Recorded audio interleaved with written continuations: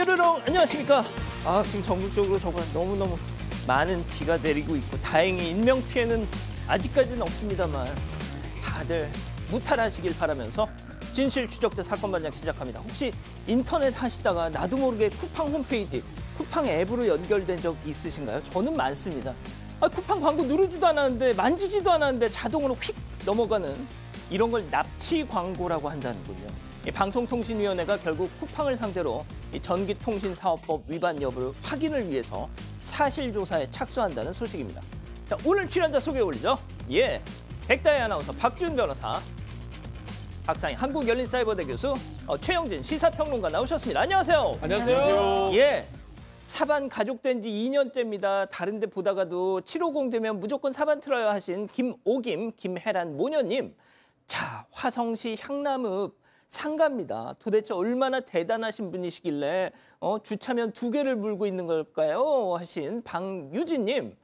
자, 밭에서 캔 감자예요. 알 굵죠? 아유, 허리 아프고 힘들어도 끝나고 사반 볼 생각에 행복합니다 하신 전북 임실의 김인숙님.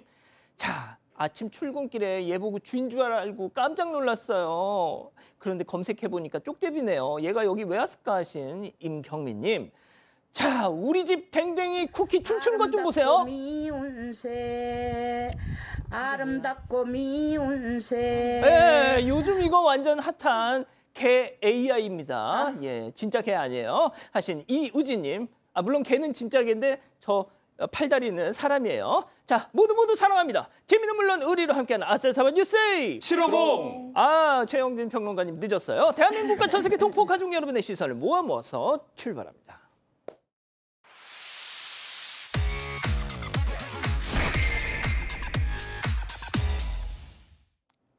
첫 번째 가볼까요? 두 번째 구속영장도 기각입니다. 자, 지난주 금요일 사반에서 이 여성이 혼자 사는 아파트에 수차례 침입해서 이 속옷 훔쳐서 달아난 그 변태 전해드렸죠. 이 당시 아파트 3층을 그자가 어떻게 침입했을지 정말 궁금했었는데, 자, 건물 외부 CCTV를 통해 충격적인 그 장면 확인할 수 있었습니다. 함께 보시죠. 자, 아파트 복도 3, 4층 사이 계단 창문이 스르르르르 저렇게 열리고요. 남성 다리를 내밀어서 아슬아슬 걸터 앉습니다. 자, 그리고는 손을 뻗어서 벽을 다시 안으로 들어가네요. 자, 잠시 다시 나타나서 자, 튀어나온 벽을 밟고 난간 잡고 이동해서 저렇게 베란다 안으로 들어갔던 거였군요. 당시 말이죠. 검찰이 경찰의 구속영장 신청을 기각한 뒤에 경찰은 두 번째 영장을 신청했습니다. 그런데 또 어제 기각됐습니다. 이번엔 누가? 법원이. 네, 지난달 27일 새벽 이 남성은 여성 2명이 거주하는 아파트 3층 집에 침입을 해서 속옷을 훔쳐서 달아났습니다. 이 피해 여성들 집의 바로 뒷동에 거주하는 같은 아파트 주민이어서 더 충격이 컸는데요. 남성은 당시 상황에 대해서 술을 마셔서 기억이 안 난다고 계속해서 주장하고 있습니다. 경찰은 이달 11일 남성 체포해서 야간 주거 침입 그리고 절도 미수 등의 혐의를 적용해서 구속영장을 신청했었는데요. 하지만 검찰에서는 남성이 초범이고 도주의 우려가 없다면서 영장을 기각했었습니다. 그래서 경찰이 지난 16일 스토킹 처벌법 위반 및 주거 수색죄 등의 혐의를 추가로 적용해서 구속영장을 재신청했는데요. 경찰은 피해 여성들의 상황과 재범 가능성 등을 강조했고 검찰에서도 이걸 받아들여서 법원에 영장을 청구를 했습니다. 그런데 이 남성 측 변호인이요, 법원에서 직장을 그만두고 안동을 떠나겠다고 호소했고 법원은 결국 초범이고 도주의 우려가 없다면서 다시 영장을 기각했습니다. 자, 박 변호사님. 저 위험천만한 고개를 해놓고 나서 글쎄 내가 뭘 했더라 기억이 안 나는데요. 아니, 만취한 상태였어도 앞서 벽 타고 가는 거 다시 한번 보여주세요. 자, 만취 상태였다고 해도 저 짓을 하면 술이 깨지 않겠어요? 저 위험천만한 상황? 그렇기 때문에 만취 상태라고 보기도 어렵습니다. 한번 시도하다가 이건 안 돼 싶어 들어갔다가 다시 나와서 제자리로 잘 착지하는 모습이고요. 너무 이성적이야. 홀짝 뛰어 들어가는 모습. 저거를 보고도 영장이 안 나온다. 뭐 초범이고 증거인멸이 없고 도주 우려 없다라고 하긴 하지만 피해자를 기준으로 좀 봐야 되지 않나 지난번에도 얘기를 했는데요. 결국은 법원에서 영장을 기각을 했습니다. 피해자가 둘입니다.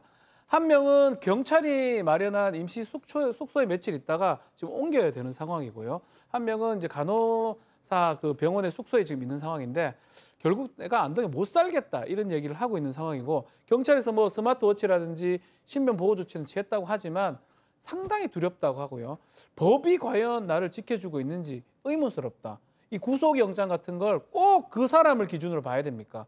피해자한테도 좀 중요한 거거든요. 박 변호사님. 예. 저 인간이 직장을 그만두고 안동을 떠나는 게 뭐가 중요해요? 안동에서 떠나가지고 뭐 어디 멀리 갑니까? 서울 가봤자 2시간, 3시간 돌아옵니다. 아무런 의미가 사실 없습니다. 위에 갈 우려는 계속 있는 거잖아요. 예, 정말 답답합니다. 답답해. 좋습니다. 예, 다음 이어가죠. 라이터 블로 휙휙입니다. 자, 대낮에 PC방에서 벌어진 참담한 상황 제보 영상 만나보시죠. 자, 게임에 몰두 중인 아이들 옆으로 스르륵 다가오는 두 학생. 자, 저 남학생은 야 인마 자리 비켜 하더니 라이터를 꺼내서 불을 확 붙여서 위협을 합니다. 아, 하지 마요. 위험해요. 해봤자 와. 자, 그러더니 옆자리를 또 아이고 계속 자, 옆자리로 가서 야 어때 무섭지? 아유 계속 위협을 하는데 이번에는 말이죠. 저 뒤에 있던 여학생 퇴 침을 계속 뱉어요. 자, 그러더니 똑같이 라이터를 켜서 야 너 죽을래? 막 여자애까지 저럽니다. 결국 한 아이의 자리를 빼서 앉는데 성공을 합니다. 불러를 쳤지만 딱 봐도 어린 녀석들 더군다나 남녀 혼성으로 돈을 뜯는다. 놀랄 노자입니다. 네, 지난달 1일 초등학교 6학년인 제보자 아들이 PC방에서 겪었던 사건입니다. 당시 제보자 아들은 이 혼자 PC방을 찾아서 게임을 하고 있었는데요. 중학교 2학년 학생 2명이 다가와서 제보자의 아들 그리고 옆에 있던 학생을 괴롭히기 시작을 했습니다.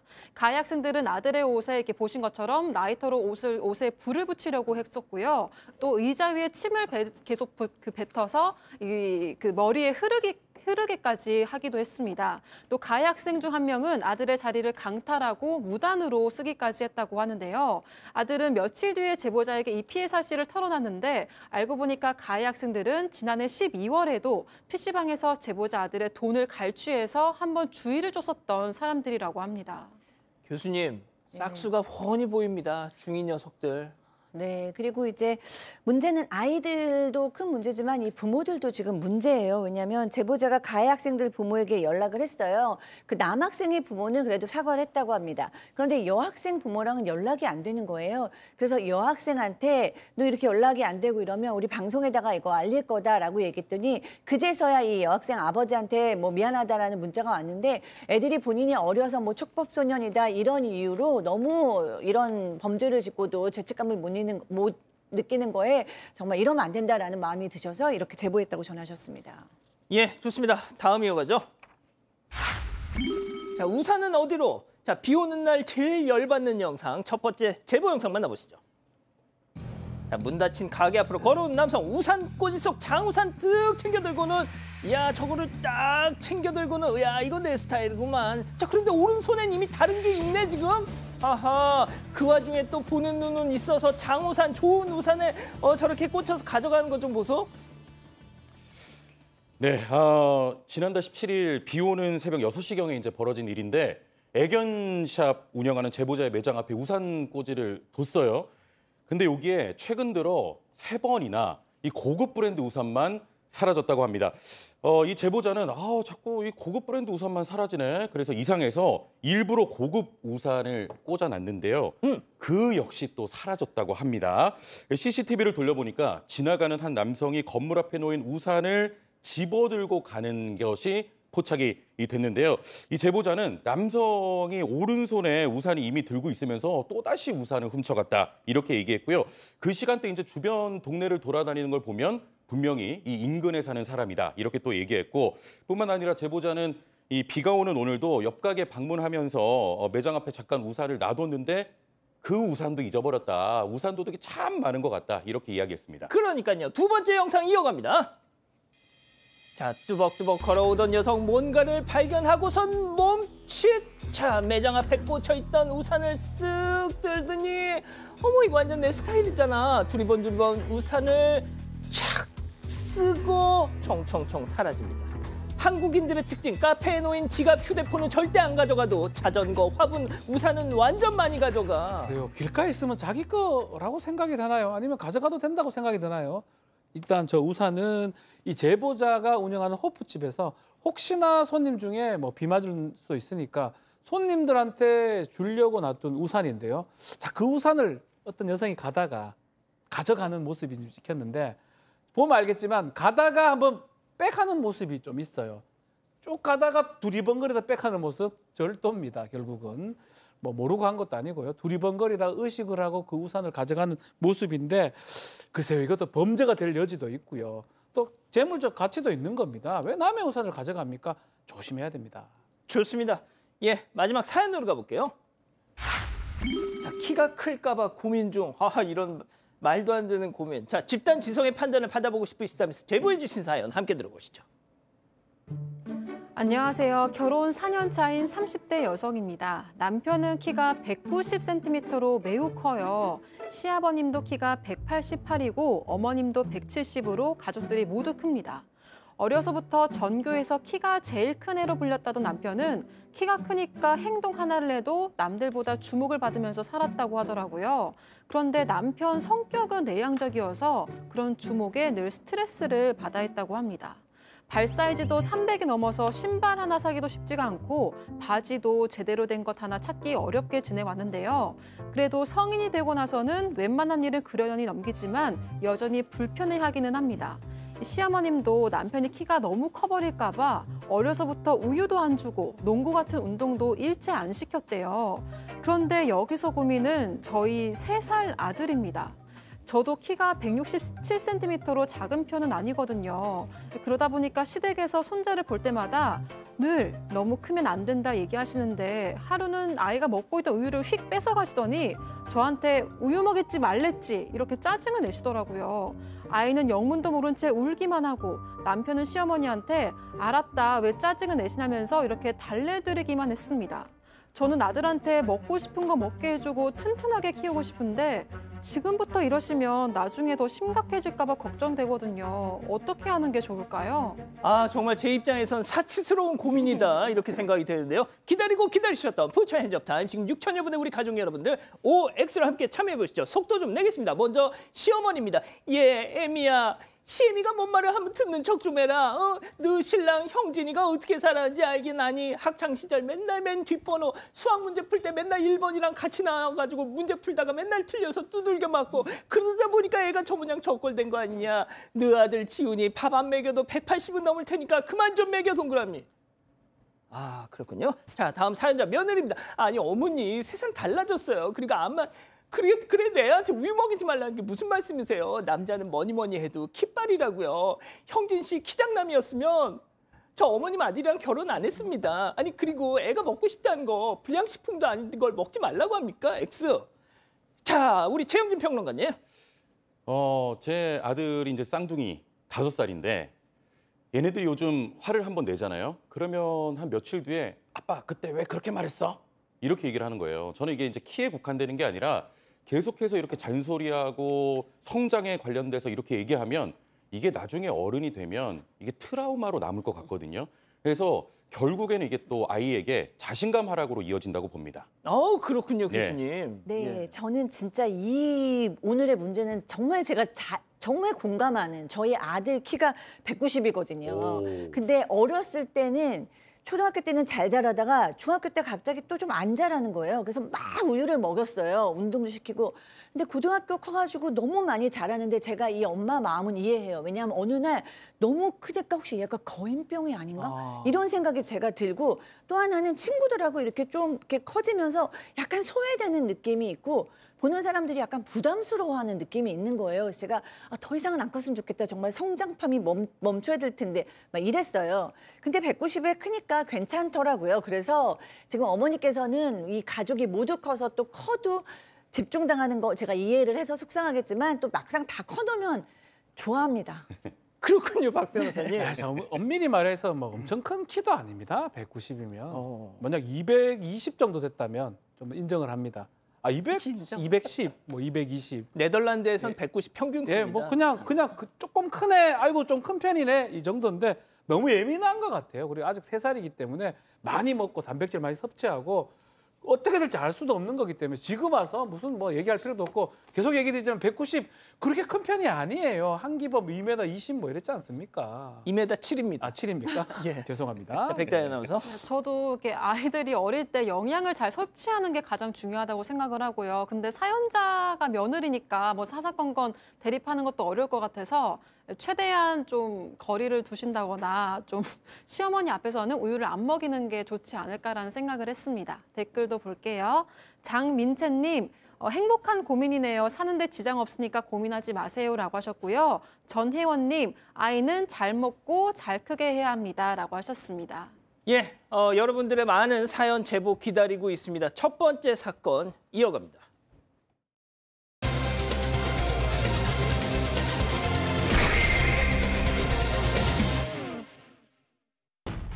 영화 감독이자 배우인 양익준 씨에게 종이 뭉치로 여러 차례 머리를 맞았다는 후배 영화인의 제보가 들어왔습니다.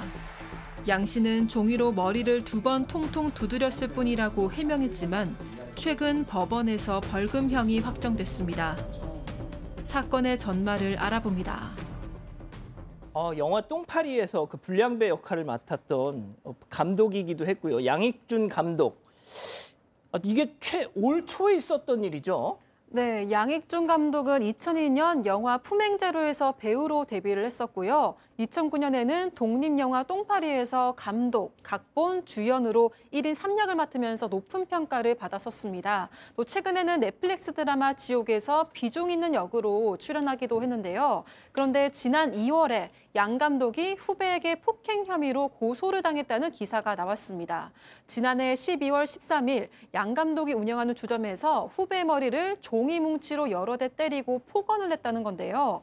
이 기사가 쏟아지니까 양 감독은 머리를 가볍게 통통 두드렸을 뿐이라고 해명을 했습니다. 하지만 경찰은 폭행 혐의를 인정해서 사건을 검찰에 송치했고 지난 5월 20일 고소 5개월 만에 벌금 30만 원의 약식 명령이 내려졌습니다. 자, 종이 뭉치로 여러 번, 가볍게 통통 이렇게 맞섰는데 법원은 사실상 피해자 손을 들어준 거죠. 그렇습니다. 근데 두 사람 어떤 일이 있었냐면 지난해 12월 13일 사고가 발생을 했는데요. 지난해 3월에 이제 양 감독을 알게 된 피해자가 평소에 존경을 좀 했다고 합니다. 그래서 양 감독한테 영화 특강 같은 걸 제안하면서 이 양익준 감독이 운영하는 주점에서 같이 만나서 그 얘기를 좀 나눴던 것 같습니다. 이 얘기가 어떤 얘기냐면 영화 특강을 해주는데 그 금액 얘기를 하면서 양 감독이 한 15,000에서 2만 원 정도 해야 되지 않냐라고 얘기를 하니까 피해자가 그래요, 그 정도 좋다라고 얘기하면서 또 다른 제안을 해요. 처음에는 조금 무료로 하다가 나중에 유료로 전환하면 좀 더 좋지 않느냐. 이 말을 하자마자 양익준 감독이 피해자한테 이 A4 용지 뭉치로 머리를 한번 세게 쳤다고 합니다. 그 다음에 3-4번 똑같이 같은 부위로 팍팍팍 치는 그런 상황이 있었다고 합니다. 자, 이제 피해자분이 수강료 받지 않고 그냥 뭐 이 특강 같은 걸 좀 했으면 좋겠다 했더니 말씀 들으신 것처럼 종이 뭉치로 이렇게 폭행이 이어졌다라는 거였는데요. 자, 이 관련된 기사가 쏟아지니까 이 양익준 감독이 본인의 이 신작 영화 시사회에서 이 피해자분을 공개 저격했습니다. 그 영상도 있습니다. 잠깐 보고 가시죠. 도움을 주려 했던 그 상대를 제가 폭행했다고 합니다. 상대는 전혀 사실과 다른 이야기로 저를 고소를 하였고 익명으로 사실을 확대한 채 다수의 언론을 통하여 기사화를 시켰습니다. 씨의 말은 사실과 전혀 다릅니다. 씨, 당신은 나 이외에도 나 몰래 내 주변에 너무 많은 사람들을 조종하고 유린하셨네요. 어떻게 보면 되게 공개적인 장소에서 그 특정인의 이름을 거론하면서 저렇게 얘기를 했네요. 그렇습니다. 지금 영상에서 보신 것처럼 이제 사실 무근이다 이렇게 이제 강하게 이야기를 했고요. 그리고 나서 약 한 달 뒤쯤인 3월 5일에도 폭행을 당했다고 주장하는 바로 그 주점에서 양 감독이 또 기자회견을 열었는데요. 앞서 영상에서 이제 말씀했던 것처럼 종이 몇 장으로 머리를 그냥 통통 두드린 것에 불과하다라면서 재차 폭행 혐의를 부인했습니다. 자, 그러니까 이 피해자가 이에 대해서 20여 장의 종이로 맞아서 고소를 한 내가 괘씸하다면 내가 쓴 고소장도 20여 장의 종이에 불과하다는 것을 알아달라라고 하면서 반박문을 또 작성했습니다. 자, 보신 것처럼 양 감독은 계속 부인했습니다. 그러나 결론적으로는 혐의가 인정이 돼서 벌금형을 받게 됐죠. 자, 그 이유가 있다고 하는데요. 체크포인트 짚어보죠. 자, 통통의 정체. 먼저 이 피해자가 저희에게 보낸 이 폭행 재현 영상 먼저 보시고요. 얘기 들어보시죠.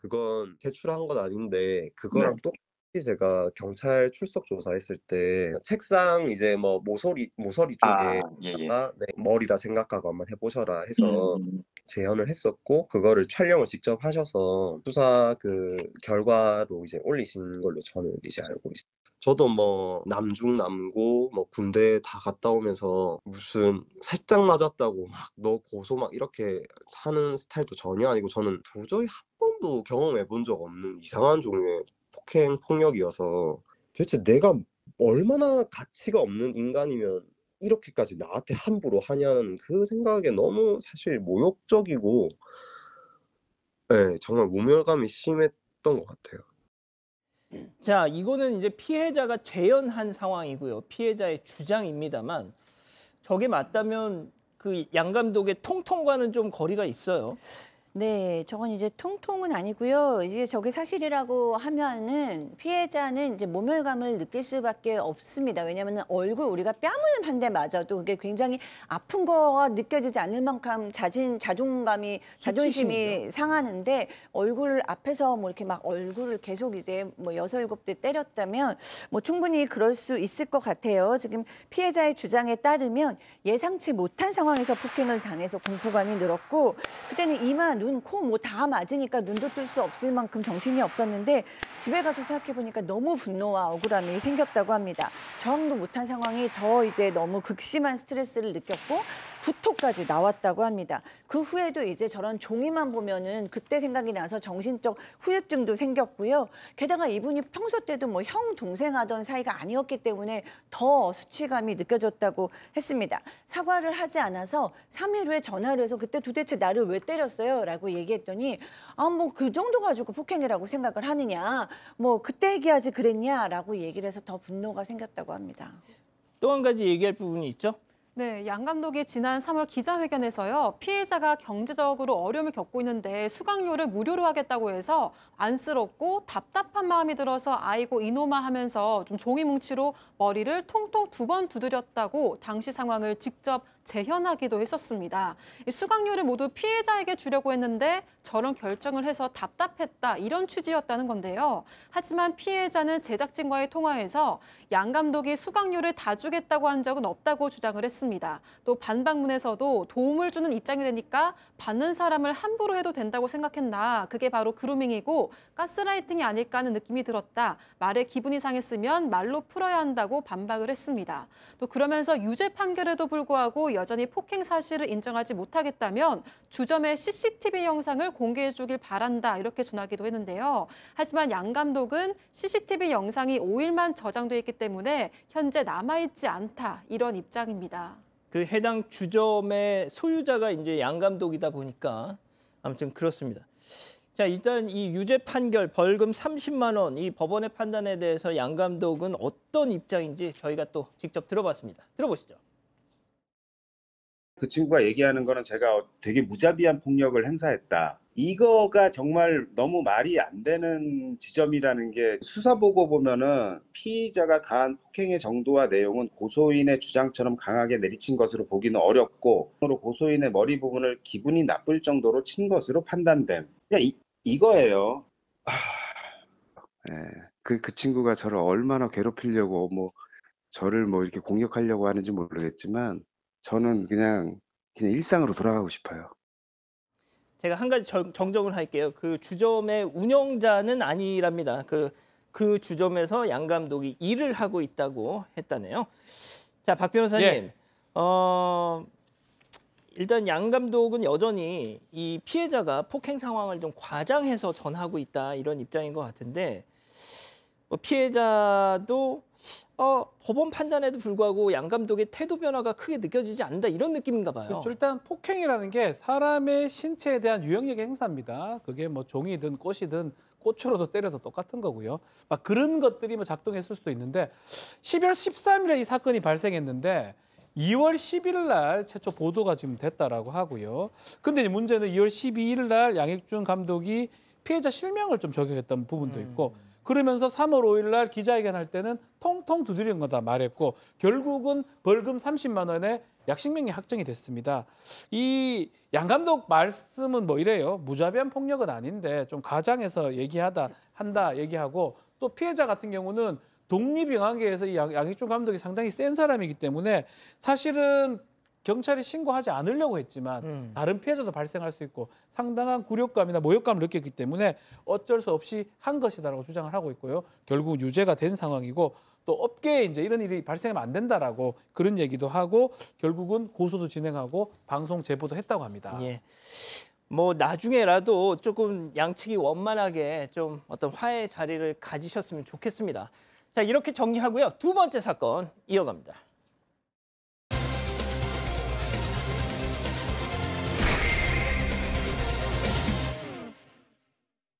지난달 24일 대구의 한 호텔에 묵게 된 일가족. 잠결에 뭔가 이상한 느낌이 들어서 깨보니 곳곳에 수십 마리의 진드기가 기어가고 있었습니다. 가방 이상이 아닌가. 알려줘 놓으면지. 너무 귀여다. 침대 이불이며 베개는 물론 벽과 천장은 말할 것도 없고 어린 자녀들의 몸에도 몇 마리씩 붙어 있었다는 진드기. 즐거운 가족 여행에서 트라우마를 얻고 돌아온 그날 대체 무슨 일이 있었던 걸까요? 아, 최영진 평론가님, 저 영상 보는데 막 벌써 간지러워 막. 지금 여기 뭐 댓글로도 너무 끔찍하다, 막 진드기 막 이런 반응들이 막 올라오네요. 자, 이게 만으로 6살 아들 그리고 2살 딸을 데리고 일가족 4명이 이 대구로 여행을 간 건 지난달 23일이었습니다.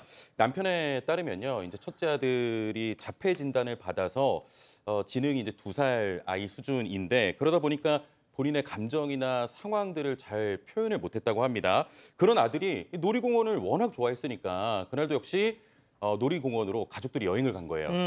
이제 거리가 좀 있다 보니까 1박 2일로 일정을 잡고 이제 놀이동산을 갔는데 놀이공원 이제 재밌게 놀고 조금 일찍 호텔로 들어갔다고 합니다. 그리고 짐 풀어놓고 잠깐 저녁 먹고 들어와서 일찍 잠이 들었다고 하는데요. 자, 그런데 이 자다가 왜 간지럽지? 하면서 이렇게 머리카락도 또 긁고 왜 간지러워 하고 얼굴을 확인했는데 경악을 금치 못했다고 합니다. 자, 목이 물렸나 싶으셨답니다. 그런데 뭔가 만져져가지고 보셨더니 남편 얘기 직접 들어보시죠. 자다가 이제 얼굴이 막 계속 가렵고 막 목이 가렵길래 처음에는 모기 물린 줄 알고 참고 자다가 이제 하도 간지럽길래 얼굴을 이렇게 만져봤어요. 그 먼지 묻은 거 마냥 뭔가 동글동글 잡히는 거예요. 그래가지고 베개 위에 올려놓고 한번 핸드폰 오래시를 켜고 봐봤죠. 근데 뭔가 살아서 움직이는 거예요. 검정색이. 천장이랑 벽이랑 침대랑 뭐 베개랑 진드기가 이렇게 다 100마리가 넘게 막 돌아다니는 거예요. 일단 다 깨우고 1층에 이제 그 직원분한테 가가지고 아니 방에 여기 진드기 있는데 같이 가서 확인을 해보자. 직원분도 어떡하냐, 자기가 어떻게 이런 일이 있냐. 그러니까 직원분이 저희한테 여쭤보셔도 괜찮으시냐. 지금 동시 접속자 수가 계속 빠지고 있습니다. 교수님, 네. 근데 왜 이렇게 진드기에 무슨 트라우마 있으세요? 왜 이렇게 싫어하세요? 진짜? 저는 진짜 못 봤어요. 영상 못 보고 여기 와서 지금 결국에는 보게 된 건데 아까도 이거 내용 보니까 저희 그 메이크업 선생님께서 없던 막 뭐가 올라온다고 막 그러시더라고요. 그러니까 알레르기가 막 올라올 지경인데 본인들은 어떻게 하셨겠어요? 새벽 6시에 이제 진드기를 확인하고 아내를 깨우셨습니다. 아내를 깨우니까 이 아내도 나 알레르기가 일어나는 줄 알았어. 너무 간지러워서. 그러고 딱 보니까 베개, 이불, 벽, 천장 이런 데 막 100마리도 넘게 있는 거예요. 와우. 너무 깜짝 놀라가지고 이 두 부부가 침대에서 자고 아이들은 바닥에서 지우고 있었거든요. 그런데 아이들 몸에도 막 진드기가 있는 거예요. 근데 이 첫째에는 자폐가 있어서 표현을 못하고 둘째에는 너무 어려서 표현을 못하고 그러니까 엄마 아빠 된 입장에서 더 속상하잖아요. 그래서 1층으로 가서 이 사실을 말하고 직원을 불러서 그 상황을 보여줬습니다. 그리고 당장 숙박비 환불해달라, 방 바꿔달라. 그래서 숙박비 환불 받고 다른 방으로 가서 입고 있던 옷 버리고 샤워하고 바로 퇴실했다고 합니다. 아니 그렇게 샤워하고 뭐 버리고 해봤자 이게 또 어디 붙어가지고 집까지 또 오면 어떡해. 네, 수습이 안 되는 상황이다 보니까 가족들은 씻고 옷만 갈아입고 바로 퇴실을 해서 근처 세탁소로 향했습니다. 다른 옷가지와 짐에 혹시라도 붙어 있을까 봐 이 2번씩 세탁하고 말렸다고 하는데요. 그랬더니 아침 9시가 다 됐다고 합니다. 그래서 바로 피부과를 찾았는데 이 병원에서는 진드기 종류가 너무 많아서 특정할 수는 없지만 다행히 살인 진드기는 아닌 것 같다고 얘기를 들었다고 합니다. 하지만 진드기는 맞아 보인다면서 먹는 약과 바르는 약 등을 처방해줬다고 하는데요. 하지만 거의 한 달이 지난 지금까지도 가려움증에 시달리고 있고 진드기에 물린 부위는 검게 변하는 등 흉터도 남아있는 상황이라고 합니다. 또 한두 마리에 물린 것도 아니고 몇 마리에 물렸는지 정확히 알 수도 없어서 병원에서조차도 이 치료를 언제까지 이어가야 하는지 정확하게 장담을 하지 못하는 상황이라고 합니다. 아유, 애기 피부 좀 보세요, 저거. 자, 그래도 명색이 호텔인데 항의하셨죠? 비용 처리해주겠다고 했답니다. 자, 그런데 지금 이 시각까지 비용 처리된 게 하나도 없다는 충격적인 사실 체크포인트 짚어보죠. 자, 말뿐인 피해 보상 남편분 얘기 또 들어보시죠. 호텔 대표님한테 전화를 드렸어요. 저희 어떻게 해주실 거냐 물어봤더니 대표님이 우리가 다 처리해 줄 테니까 일단 사진을 보내주라. 네, 그래가지고 일단 저희는 계속 연락 우리만은 기다렸죠. 근데 뭐 연락도 안 오고 뭐 몸은 괜찮냐 병원 가셨냐 이런 연락도 안 오고 꼭 저희가 연락을 해야만 연락을 주시더라고요. 그쪽에서는 무슨 저희가 어린 거 마냥 뭐 저희가 다 연락을 해야 답변이 오고 또 벌금이 이제 나온 부분에 대해서는 그 호텔 측이 위생 불량으로 이제 벌금이 나온 건데 저희 팀에 나온 거 마냥 좀 따지듯이 말을 하시니까 깨끗했으면 벌금도 나올 일도 없고 그랬을 텐데 이럴 일도 아니잖아요. 박 변호사님. 네, 지금 뭐 진드기 사진이라든지 어떤 진단서 뭐 이런 것들을 보내주면 손해배상을 꼭 해주겠다라고 이제 대표가 약속을 했는데 이 문제는 제대로 된 손해배상이 안 된 것 같습니다. 차이가 있어요. 일단은 남편 이제 봤을 때는 이 사실 충격이잖아요. 이게 모기 파리가 아니에요. 찐득이에요, 찐득이. 저게 쭉 갈 수 있는 찐득이이기 때문에 이거는 부상을 입힌 거다. 이러기 때문에 치료비 실비에도 위자료가 좀 필요한 상황 아니냐. 인당 50만 원 정도 생각을 했다고 해요. 제안을 했는데 호텔에서 다르게 얘기를 했습니다. 이거 뭐 단순히 위생 문제고 치료비 정도만 해주면 안 되냐. 이래서 숙박비 환불해주고 저기서 잤으니까. 그리고 병원 진료비 실비 보장만 해달라고 보상만 해주겠다라고 해서 지금 그 차이가 지금 있는 그런 상황이거든요. 근데 위자료 같은 경우는 사실은 만약에 재판을 가게 되면 법원의 정권으로 판단한 거예요, 판사가. 그래서 사실 저는 이렇게 생각합니다. 위자료는 이 호텔 측에서 그 배려심으로 줘야 되는 거거든요. 뭐 정해진 건 없어요. 저게 정말 죄송하면 1,000만 원 줄 수도 있는 거고요. 10만 원 줄 수도 있는 거고요. 근데 아마 남편 한 50 정도, 그러니까 4인 가족이면 200 정도 되겠죠. 그렇게 제안했는데 그 입장차가 좀 매우 큰 것 같습니다. 자, 구청에도 이걸 또 알리셨다고요? 네, 일단 호텔 측의 대응과는 무관하게 이런 피해를 더 이상 입은 사람이 나오면 안 되겠다라고 해서 관할구청에 이 사실을 좀 신고를 했습니다. 그리고 이후에 호텔 측과 나눈 대화를 보면요. 호텔 측에서 아니 이미 신고하신 걸로 다 알고 있다. 무튼 최선을 다해서 일 처리하겠다면서 이마저도 좀 불편한 기색을 내비쳤다고 하고요.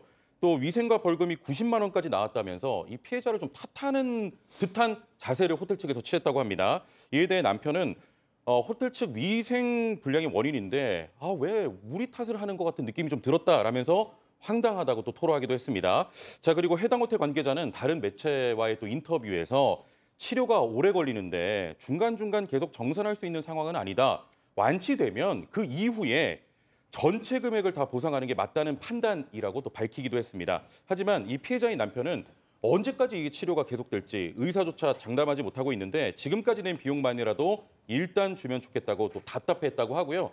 또 사건 반장 제작진 측에서도 좀 네네. 접촉을 하려고 했습니다만 미팅 중이라 추후 연락을 주겠다 이런 답변만 했다고 합니다.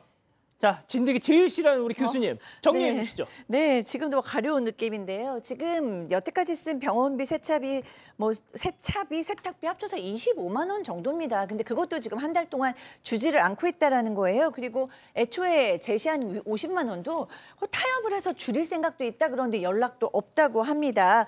그런데 지금도 너무 간지럽고 따갑고 너무 괴롭다. 당해보지 않고는 모른다라고 하셨습니다. 그러니까요. 왠지 집에도 이렇게 자, 두 번째 사건 정리하고요. 별별 상담소 이어갑니다.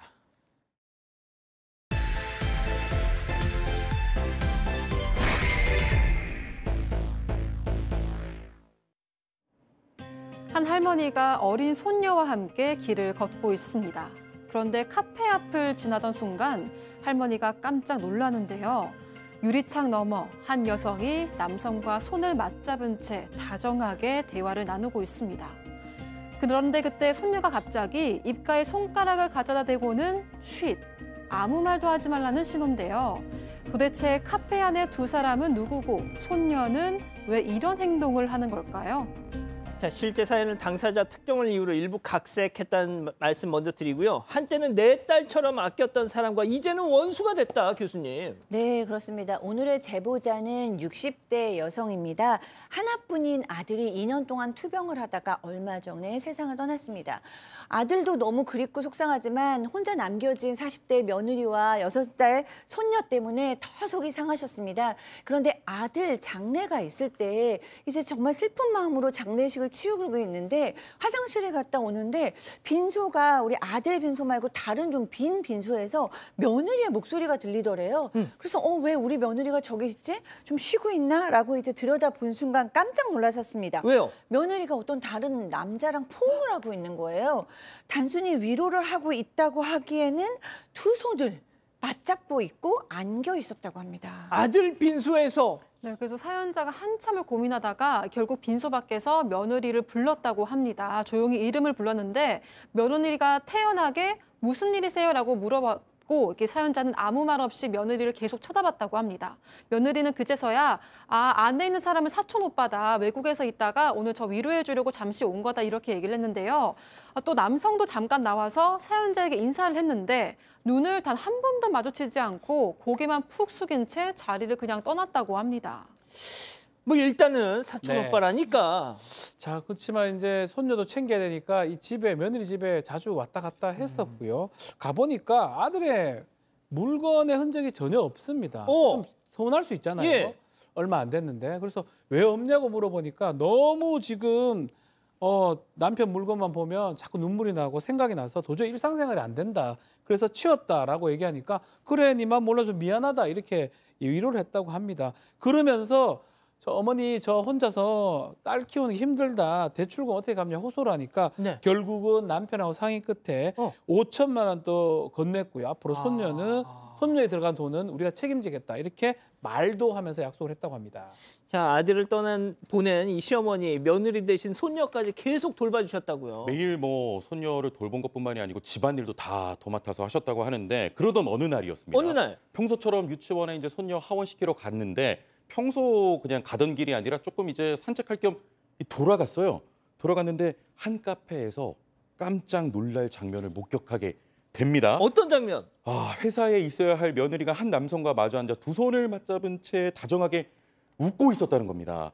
이에 사연자는 혹시 옆에서 이제 손녀가 있으니까 손녀가 볼까봐 급히 자리를 옮기려고 했는데 카페 안을 보던 6살 손녀가 갑자기 엄마다!